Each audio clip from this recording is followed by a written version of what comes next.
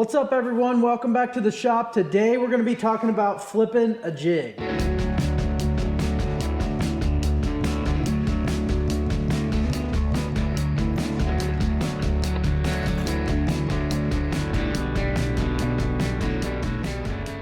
Flipping a jig is a really fun way to catch some really big fish. I like to do it a lot in Indiana. The fish get a lot shallower than some places, and you could just go down the bank and flip at any of these targets that you see, whether it's wood, rock, or anything just going down the bank, and it's a lot of fun because when those fish hit and they just start swimming off, you set the hook and just crack them. It's a blast.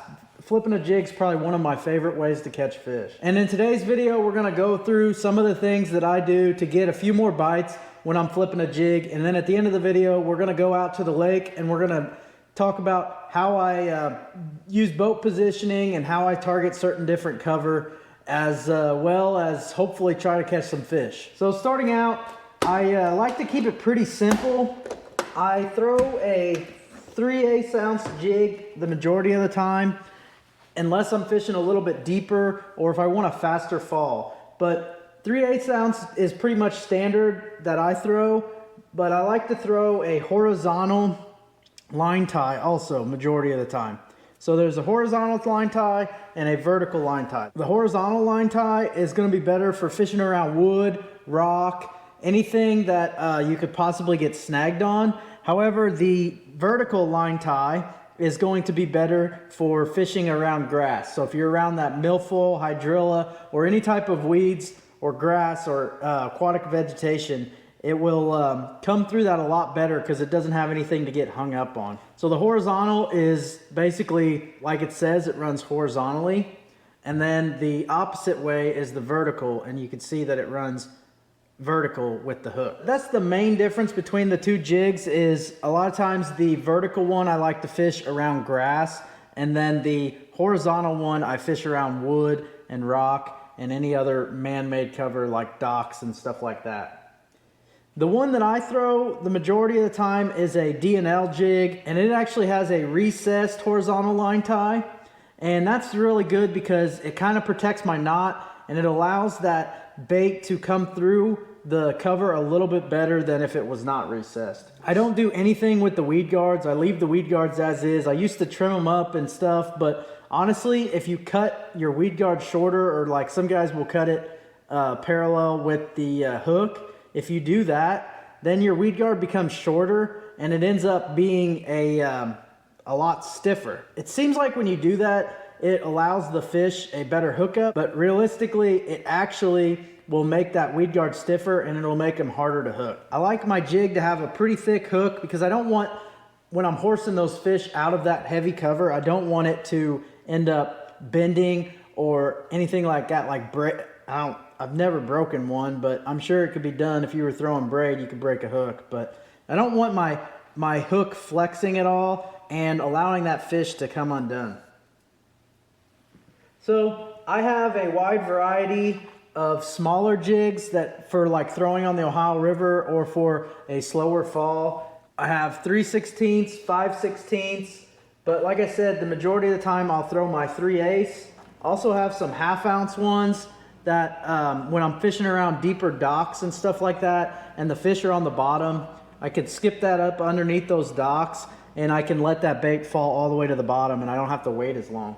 But it's important to really experiment with the fall rate on those fish, because there'll be some days where you could throw a 3/4 ounce jig and throw it in a laydown, and because it just flies past their face, those fish are going to react to it and they'll eat it. And then there's other days when you want a more subtle, slower fall, and it just kind of glides down past those fish and it allows those fish more time to kind of react to it. But some days you want to cause a reaction strike, some days you want them to be feeding, and you kind of base your fall rate based on that. But like I said, 3/8 is kind of middle of the road, and I throw that probably majority of the time.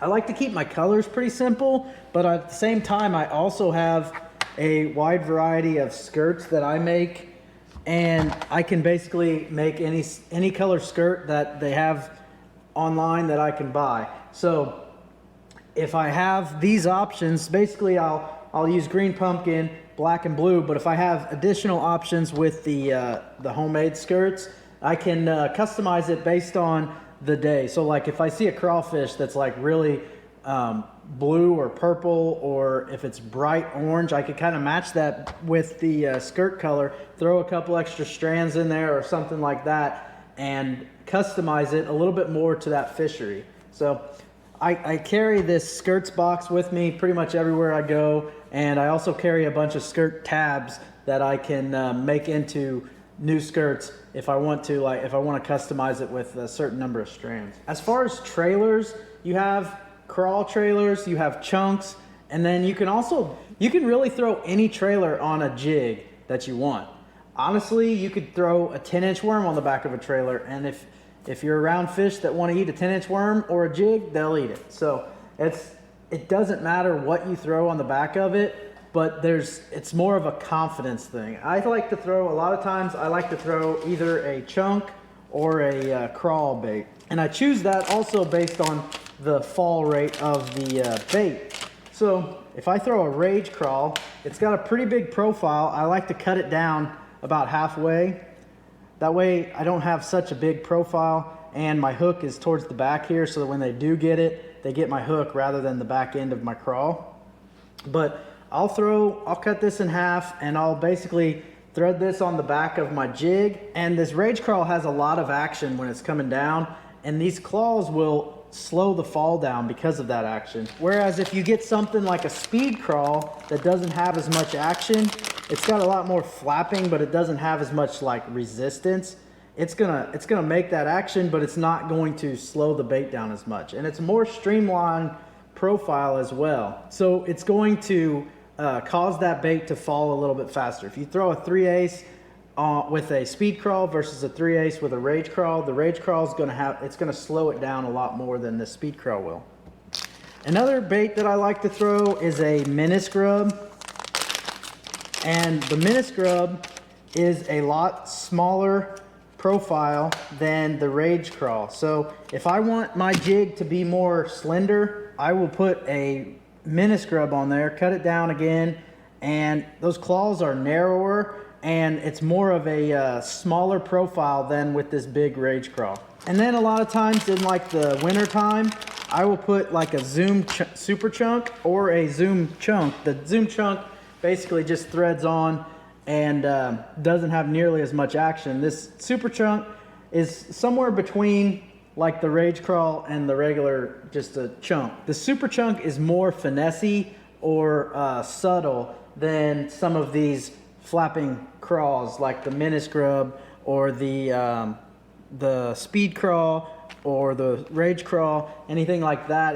It doesn't have as much action, but it has enough to get their attention. And also this is a zoom super chunk, but it comes in like a zoom super chunk junior. So same way with what I was talking about with the fall rate. The bigger these claws are, the more it's going to slow it down as it comes through the water and falls into that laydown. So for example, if I were to thread this guy on a 3/8 ounce jig head, and I were to put a Zoom Super Chunk Junior, which the claws are like probably half of that size. If I were to put that on there on the same jig and throw them side by side, this one's gonna fall a lot slower than that Super Chunk Junior. Honestly, that's probably the most important thing, is to experiment with that fall rate.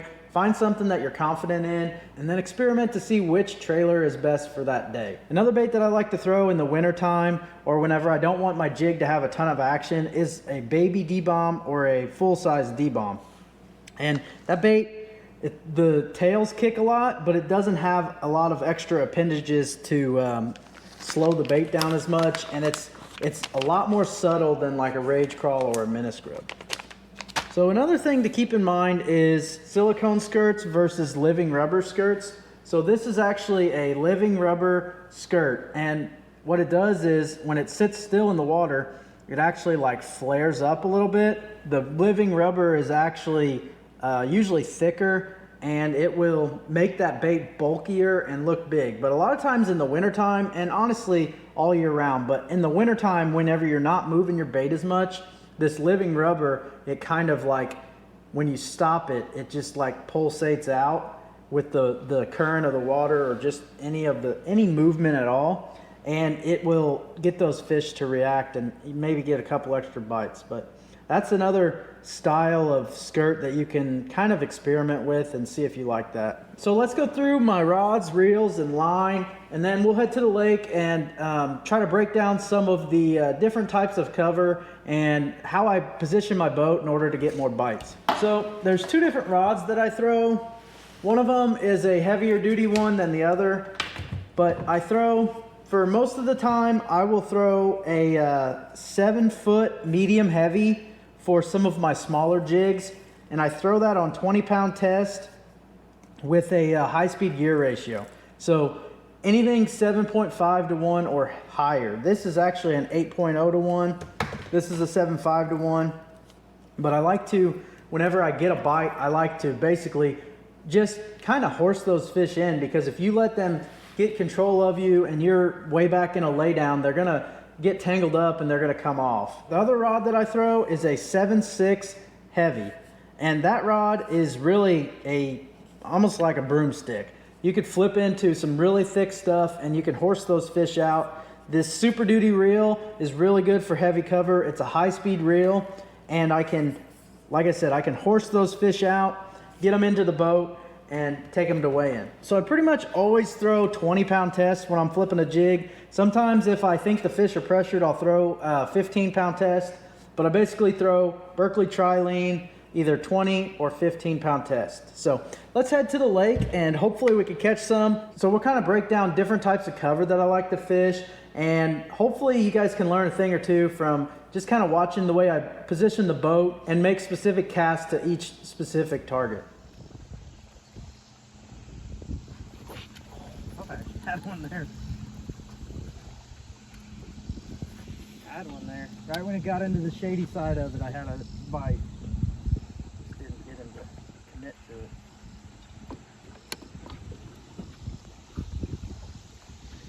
I like to fish the shady side of these stumps because later in the day, especially in the summer, these fish will set up in that shade and it's a lot cooler.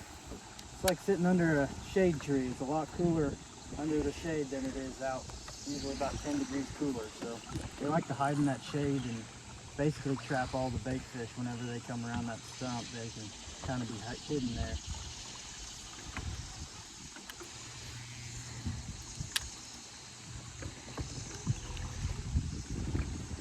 Is 10 degrees a scientific number?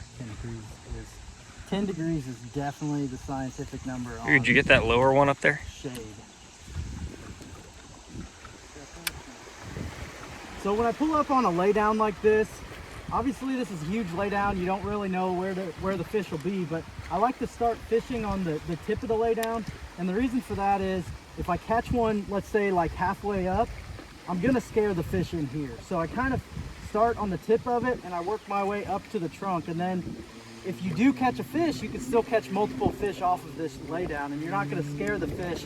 Say if you catch one out of there, the fish that are out off towards the tip are going to get scared from the way you're fishing it. The fish out on the tip are going to get scared from you pulling that fish through the laydown and reeling it into the boat. Think I can catch one out of this laydown? Probably not. Thanks. Normally this would be about a 10 fish laydown, but when you're in Indiana, you might be able to catch one out of here. Maybe. It's about a 1 fish laydown. Looks like a good one. The fish to laydown ratio is a lot lower in Indiana.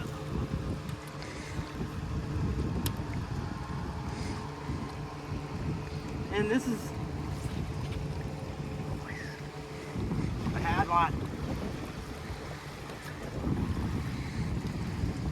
That's another thing that you really want to do is you really want to watch your line whenever you are fishing jigs. So that time I was not paying attention, which is what you shouldn't do, and my line started swimming off to the left, which is not where my line is supposed to be swimming off, and I had a fish that ate my bait and I missed him. So that's fantastic. And now we ruined the laydown. Well, might as well go to the next one.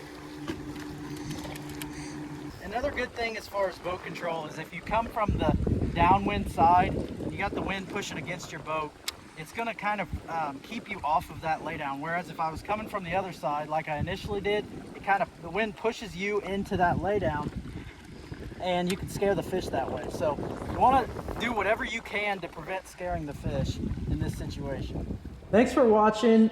Hopefully you guys learned a thing or two about flipping a jig. Hopefully you guys can go out to the lake the next time and catch a big one. Flipping some really heavy cover. Like I said, it's probably one of my favorite ways to catch fish. It's just really a blast. But thanks for watching. Be sure to like and subscribe, and we'll see you guys next time.